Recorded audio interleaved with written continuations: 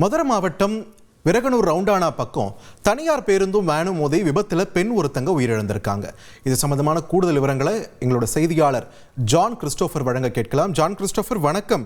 இந்த விபத்தானது எப்போ நடைபெற்றது? அங்கு களத்தில் உள்ள சூழல் என்ன? விரிவா பதிவு பண்ணுங்க. மதுரை வரகனூர் ரிங் ரோடு அருகே பரமக்குடியில் இருந்து 50க்கும் மேற்பட்ட பயணிகளை ஏற்றி கொண்டு வந்த தனியார் பேருந்து மதுரை வரகனூர் ரிங் ரோடு அருகே வந்தபோது சாலையின் ஓரத்தில் நின்று கொண்டிருந்த ஈச்சர் லாரி மீது அதிவேகமாக மோதியது. இந்த விபத்தில் இடைக்காட்டூர் பகுதியை சேர்ந்த பெண் ஒருவர் உயிரிழந்துள்ளார். மேலும் பேருந்தில் உள்ள பயணிகள் 19க்கும் மேற்பட்டோர்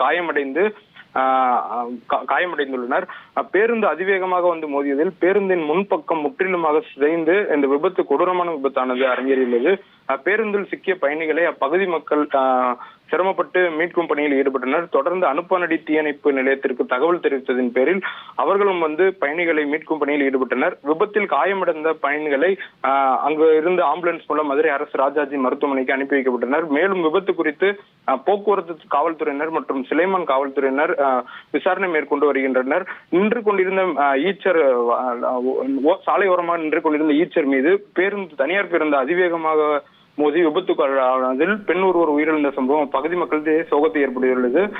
தனியார் பேருந்து வாகன ஓட்டு கவனக்குறைவாகவே இந்த விபத்து நடைபெற்றதாக அப்பகுதி மக்கள் குற்றம் சாட்டுகின்றனர். தொடர்ச்சியாக இந்த பகுதியில் இயக்கப்படும் தனியார் பேருந்துகள் அதிவேகமாக இயக்கப்படுவதாகவும் குற்றம் சாட்டி வருகின்றனர்.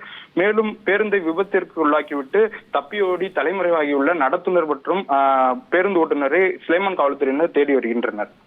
உங்க விரிவான தகவல்களுக்கு நன்றி ஜான் கிறிஸ்டோபர். தந்தி டிவியை உங்கள் கேபிள் டிவி ஆபரேட்டரிடம் இலவசமாக கேட்டு பெறுங்கள்.